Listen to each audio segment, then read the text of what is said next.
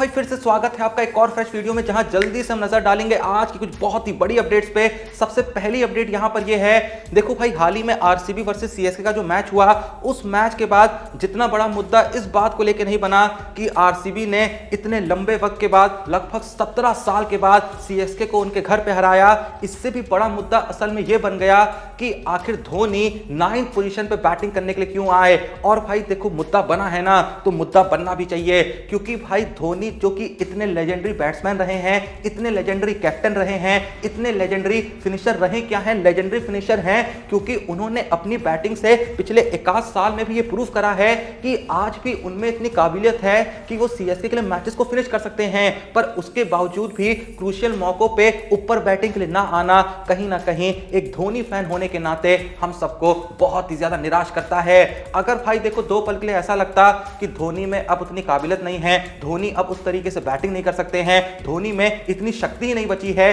कि वो पहले की तरह लंबे लंबे छक्के लगा सकें, तो भी भाई समझ में आता कि धोनी बस सीएसके में इसलिए हैं क्योंकि धोनी रहते हैं तो आईपीएल को टीआरपी मिलती है, धोनी रहते हैं आईपीएल को व्यूअरशिप मिलती है, धोनी रहते हैं तो सीएसके को अच्छी ब्रांड डील्स मिलती हैं, सीएसके को महंगे स्पॉन्सर्स मिलते हैं। अगर धोनी चले गए तो सीएसके की जो ब्रांड वैल्यू है वो काफी नीचे आ जाएगी। तो ये सारी बातें समझ में आ सकती थी अगर धोनी उस तरीके से नहीं खेल पा रहे होते जैसे वो खेला करते थे। लेकिन भाई धोनी जब भी नीचे आए हैं तो वहां पर भी उन्होंने उस तरीके से खेल के दिखाया है कि लगता है कि भाई जब इतना अच्छा खेल सकते हो तो ऊपर क्यों नहीं आ रहे हो। भाई आरसीबी वर्सेस सीएसके मैच में भी जब आप इतने नीचे बैटिंग करने के लिए आए, जहां पर मैच ऑलरेडी काफी खत्म हो चुका था, वहां पर भी आके आपने जिस तरीके की बाउंड्रीज लगाई, भाई देख के यही फीलिंग आ रही थी कि भाई जब इतनी आसानी से तुम छक्के लगा सकते हो, तुम्हारे सामने दुबे फेल है, तुम्हारे सामने बड़ा बड़ा हिटर फेल है, जब आज भी 44 की एज में लगभग तुम इतनी आसानी से चौके छक्के लगा सकते हो, तो भाई इतने नीचे आ क्यों रहे हो।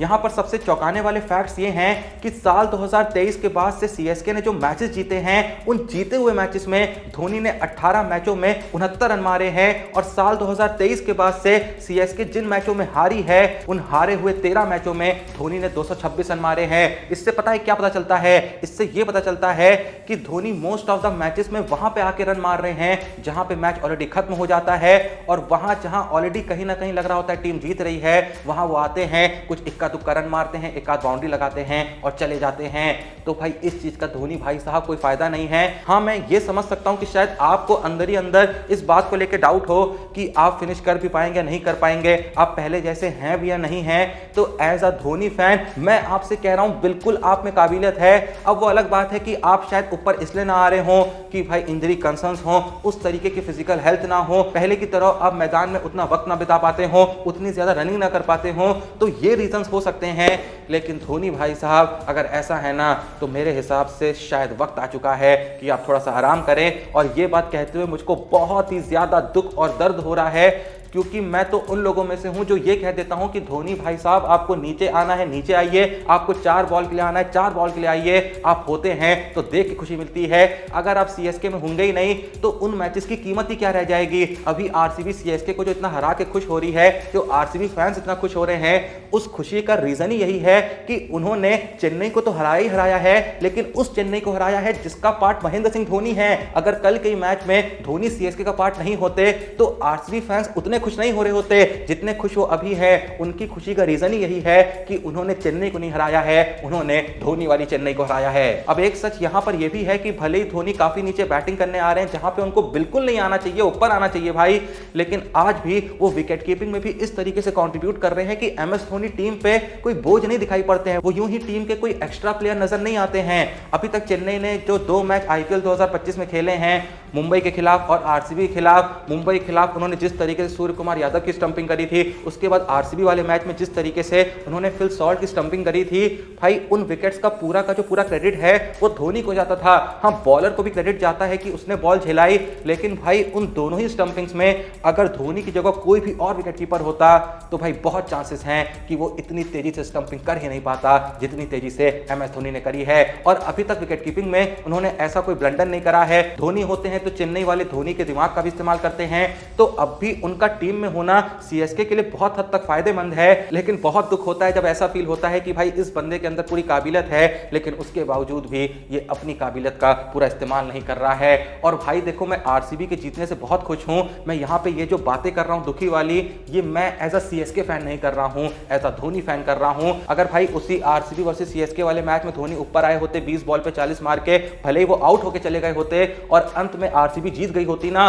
तो भाई मैं बहुत ही ज्यादा खुश होता। लेकिन असल में धोनी को इस तरीके से पीछे हटते हुए, इस तरीके से अश्विन को अपने ऊपर भेजते हुए इतने क्रूशियल मौकों पे ये देख के भाई दर्द तो होता है, तकलीफ तो होती है। आप लोग का इस बारे में क्या सोचना है कमेंट सेक्शन में जरूर बताइएगा। वैसे भाई कल के दिन सीएसके को लेके मनोज तिवारी ने एक बहुत ही बड़ा खुलासा किया है, जहां उन्होंने इस बात को रिवील करा है कि क्यों आखिर धोनी नीचे आते हैं। और भाई जब आप इस रीजन को सुनेंगे तो आपको भी थोड़ा सा और ज्यादा दर्द होगा, अगर आप एक धोनी फैन हैं, अगर आप एक सीएसके फैन हैं। पर वो जानने से पहले भाई आपको कितनी बार बताऊं उस कमाल के ऐप के बारे में जिसका नाम है 10 क्रिक, जिनके साथ मिलके हम इस पूरी आईपीएल 2025 में हर मैच में कमाल की प्रेडिक्शन अपने Telegram channel Cric Time with Joshi पे कर रहे हैं, जिसका लिंक है डिस्क्रिप्शन में। अभी जाके ज्वाइन कर लो। और भाई इसके ब्रांड एम्बेसडर हरभजन सिंह हैं, तो भाई ऑथेंटिसिटी को लेके कोई डाउट ही नहीं है, सिक्योरिटी को लेके कोई डाउट ही नहीं है, एकदम सेफ है। और इतनी सिंपल छुटकी मुटकी प्रेडिक्शंस होती हैं जो हम मैच से पहले और मैच के दौरान अपने Telegram channel Cric Time with Joshi पे डालते रहते हैं,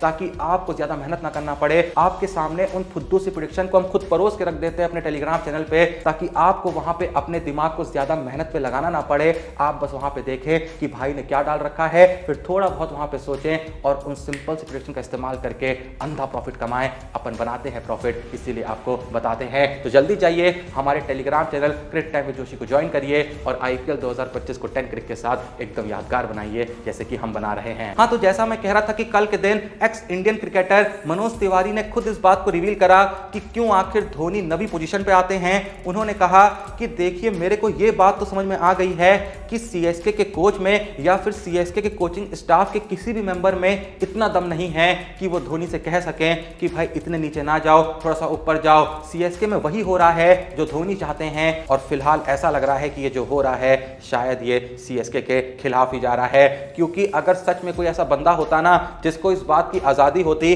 कि वो धोनी को बोल सकता है, धोनी को बता सकता है कि उनको कब जाना है, कहां जाना है, तो 100% वो धोनी से यही कहता कि भाई तू 5वें पे जा, तू कम से कम 6ठे पे जा। और भाई मैं इस बात की गारंटी दे रहा हूं, पता नहीं धोनी इस बात को जानते हैं नहीं जानते हैं, लेकिन अगर ये बात किसी भी तरीके से धोनी तक पहुंच सकती है तो भाई पहुंचा दो। मैं इस बात की गारंटी सीएसके को दे रहा हूं कि अगर बचे हुए सीएसके के जो मैचेस हैं उसमें धोनी चौथी, पांचवी या फिर मैक्स टू मैक्स 6ठी पोजीशन में बैटिंग करने के लिए आते हैं, तो सीएसके ज्यादा ही मैच जीतेगी कंपेयर टू जब धोनी नीचे बैटिंग करने के लिए आएंगे। बाकी भाई देखो, इस आरसीबी वर्सेस सीएसके मैच के बाद आरसीबी फैंस तो खुश है ही हैं कि उन्होंने चेन्नई को हरा दिया है, क्योंकि सच में इस मैच को मैच की तरह देखा नहीं जा रहा था, इस मैच को एक बहुत बड़ी इज्जत की लड़ाई के तौर पे देखा जा रहा था। तो फिलहाल तो इस इज्जत की लड़ाई में आरसीबी वाले जीते हैं, लेकिन इस जीत का मजा असल में तभी आएगा जब आरसीबी आईपीएल 2025 की ट्रॉफी को अपने नाम करेगी। वैसे भाई इस जीत से विराट कोहली भी काफी खुश है, क्योंकि इस मैच के खत्म होने के बाद आरसीबी के ड्रेसिंग रूम से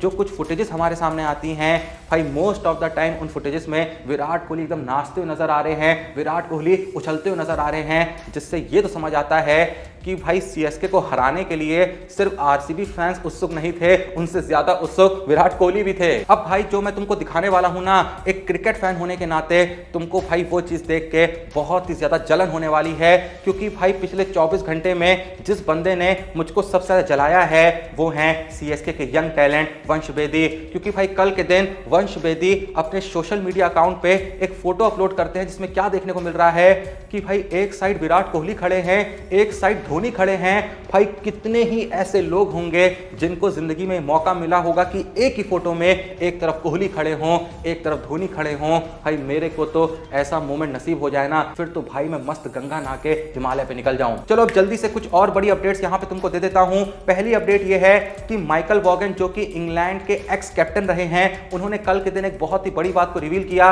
जैसा कि आप जानते ही हैं कि दिल्ली कैपिटल्स के जो हैरी ब्रूक थे, जिनको दिल्ली कैपिटल्स ने आईपीएल 2025 के मेगा ऑक्शन में एक अच्छी खासी रकम पे खरीदा था, उन हैरी ब्रूक ने आईपीएल शुरू होने से पहले खुद को आईपीएल से बैकआउट कर लिया था। उसके बाद आईपीएल वालों ने उन पर आने वाले 2 सालों के लिए बैन भी लगा दिया था, भैया तुम आईपीएल नहीं खेल सकते हो। कल के दिन माइकल वॉगन ने इस बात को रिवील करा कि दिल्ली वालों ने as a replacement Harry Brook के लिए बेन डकेट को यहां पे रीच आउट करने की कोशिश करी थी, लेकिन बेन डकेट ने भी आईपीएल 2025 में पार्टिसिपेट करने से मना कर दिया। मैं बता दूं, बेन डकेट चैंपियंस ट्रॉफी 2025 में कमाल की परफॉर्मेंस देके आए थे, इसलिए दिल्ली कैपिटल्स उनको रीच आउट करने की कोशिश कर रही थी, लेकिन फिलहाल बेन डकेट ने साफ साफ मना कर दिया है। कहा जा रहा है कि जो न्यूजीलैंड के डैरेन मिचेल हैं वो हैरी ब्रूक की रिप्लेसमेंट के तौर पे दिल्ली कैपिटल्स का पार्ट बन सकते हैं। इससे आगे बढ़े तो कल के दिन रॉबिन उथप्पा ने आईपीएल को लेकर एक बहुत ही बड़ा मुद्दा उठाया। उन्होंने कहा कि जब आईपीएल 2025 का मिनी ऑक्शन होता है या मेगा ऑक्शन होता है तो किसी भी प्लेयर के बिकने पे ये जो बार बार सोल्ड टर्म बोला जाता है ये थोड़ा सा रिस्पेक्टफुल नहीं है, प्लेयरों के लिए काफी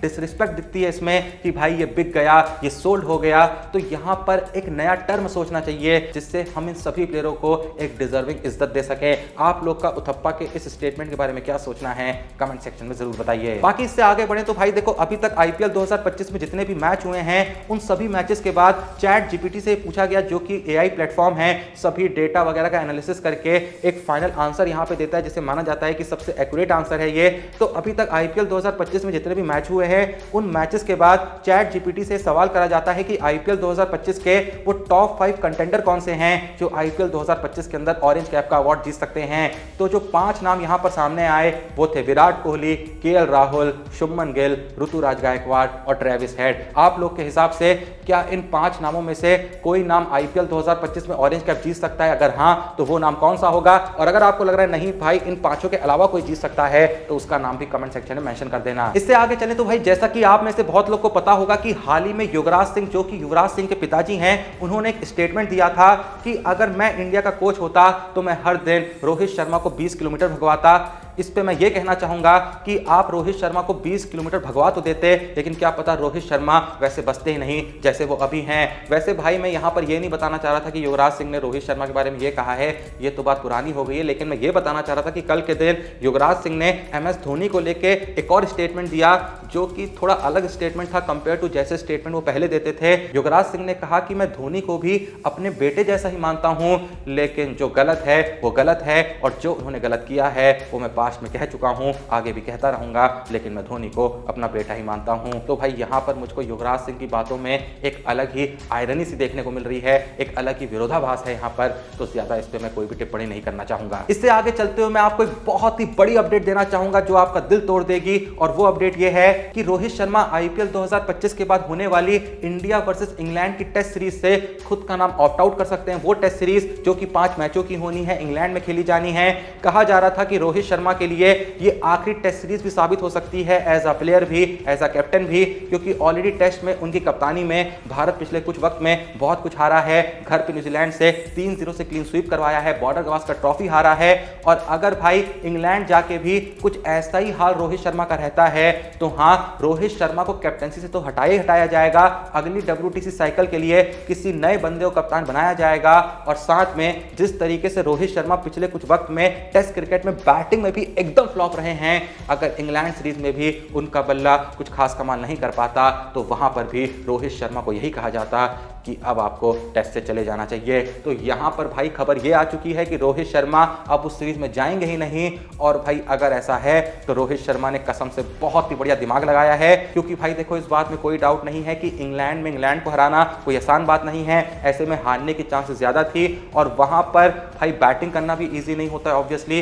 तो ऐसे में बैटिंग में भी रन ना पड़े इसकी भी चांसेस बहुत थी। तो रोहित शर्मा ने बहुत ही सेफ यहां पे खेला, कहा कि भैया हम जाएंगे ही नहीं, थोड़ा सा अभी हाल बेहाल चल रहा है, थोड़ा सा हम रेस्ट लेना चाहते हैं, एक बार ठीक हो जाएंगे, थोड़ा सा फॉर्म में आ जाएंगे, थोड़ा सा प्रैक्टिस कर लेंगे तब जाएंगे। वो अलग बात है कि तब इंग्लैंड में कोई सीरीज होनी नहीं होगी, ऑस्ट्रेलिया में कोई सीरीज होनी नहीं होगी, तो फिर इंडिया वगैरह में तो चली जाएंगे। खैर अपने को क्या, रोहित भाई को जो ठीक लगता है वो भाई उनको करने दो, हम तो उनको लंबे वक्त तक टेस्ट क्रिकेट, ओडीआई क्रिकेट हर फॉर्मेट में देखना चाहते हैं, क्योंकि भाई रोहित भाई रहते हैं तो मैच देखने मजा आता है। और ठीक है, बेकार में रोहित भैया पे प्रेशर नहीं पड़ना चाहिए, बेकार में टेस्ट सीरीज हार गए उनकी कप्तानी में तो लोग सुनाएंगे, बैटिंग में भी नहीं चले तो भी लोग सुनाएंगे, फिर भाई 2027 ओडीआई वर्ल्ड कप की जो तैयारी है उसमें खलल नहीं पड़ेगा। तो अभी फोकस यही होना चाहिए कि कुछ भी करके 2027 का ओडीआई वर्ल्ड कप जीतना है, ताकि रोहित शर्मा 3 आईसीसी ट्रॉफीज अपने नाम कर सकें एज अ कैप्टन। वैसे भाई जाते जाते यहां पर एक लास्ट अपडेट देना चाहूंगा। कल के दिन एक और बहुत बड़ी खबर सामने आती है कि अपने जो गब्बर है शिखर धवन, उन्होंने हम सबके लिए एक नई भाभी ढूंढ ली है, और इस बार भी जो भाभी जी हैं वो इंडिया की नहीं है, बाहर की हैं। ऐसा लग रहा है कि धवन भाई साहब ने कोई सबक नहीं लिया। लेकिन जब इसी बारे में धवन से सवाल करा गया कि भाई तब भी गोरी अब भी गोरी, तो धवन ने जवाब दिया कि देखिए मैं प्यार को लेके कभी अनलकी नहीं था, बस मैं इनएक्सपीरियंस था, मुझे अनुभव नहीं था, अब मुझे एक्सपीरियंस हो चुका है तो अब मेरे से गलती नहीं होगी। धवन भाई कहना तो नहीं चाहिए लेकिन थोड़ा सा नूब लग रहे हो। खैर यहाँ पर भी हम यही कहना चाहेंगे कि धवन भाई को जो सही लग रहा है उन्हें करने दो, उनकी जिंदगी, अपने को क्या, इंडिया के लिए खेल चुके हैं, रिटायर हो चुके हैं भाई, जितना ट्राई टेस्टिंग करनी है कर लीजिए, जैसा आपको सही लगे आपकी मर्जी। अब एट लास्ट भाई मुझे मेरे एक सवाल का जवाब दे दो कि बीसीसीआई जो आईपीएल 2025 में हर डॉट बॉल पे 500 पेड़ लगाती है ऐसा क्लेम करती है, किसी को पता है ये जो 500 पेड़ हैं ये लगाए कहां जाते हैं? अगर किसी को इस सवाल का जवाब सच में पता होना तो भाई कमेंट सेक्शन में बता देना। बाकी जैसा मैंने कहा कि याद से भाई डिस्क्रिप्शन या फिर पिन कमेंट में दिए हुए लिंक से हमारे Telegram channel cricket time with Joshi को ज्वाइन कर लेना, जहां पर हम 10 क्रिक के साथ मिलकर हर आईपीएल मैच में इतनी बवाल प्रेडिक्शंस आप तक पहुंचा रहे हैं कि हर कोई कह रहा है कि भाई इतनी सिंपल बेसिक प्रेडिक्शन करके सच में पैसा भी कमा सकते हैं। बिल्कुल कमा सकते हैं। आप ज्वाइन तो करिए क्रिकेट टाइम विद जोशी का टेलीग्राम चैनल, लिंक है डिस्क्रिप्शन में, आपको खुद समझ आ जाएगा, आपको खुद पता चल जाएगा भाई। बाकी वीडियो को लाइक कर दीजिए, चैनल को सब्सक्राइब कर दीजिए। मिलते हैं नेक्स्ट वीडियो में, तब तक के लिए जय हिंद, धन्यवाद।